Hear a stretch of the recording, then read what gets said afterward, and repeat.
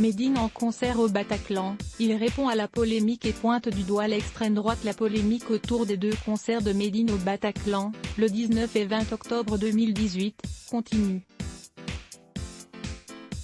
Alors que des militants de droite et d'extrême droite tentent de faire annuler ses shows à cause de son morceau Don't Like, jugé comme un appel au meurtre, le rappeur français a enfin décidé de sortir du silence avec un long message.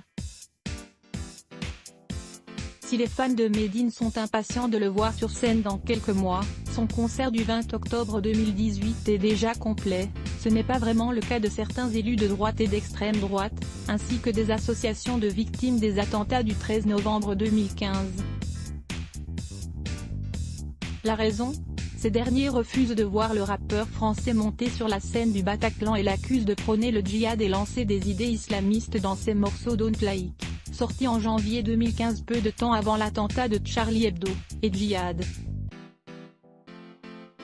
Un déversement de haine se produit sur Twitter depuis quelques jours, avec à l'origine de cette colère le message de Marine Le Pen, « Aucun Français ne peut accepter que ce type aille déverser ses saloperies sur le lieu même du carnage » du hashtag Bataclan.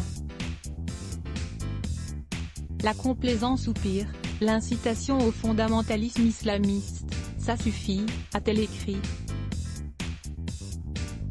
La présidente du FN et les autres militants ont même lancé une pétition pour tenter d'interdire les deux concerts de Medine au Bataclan. Le rappeur sort du silence et contre-attaque face à toute cette polémique. L'interprète de Bataclan s'est vu obligé de sortir du silence et de contre-attaquer les critiques de l'extrême droite. Voilà 15 ans que je combats toute forme de radicalisme dans mes albums.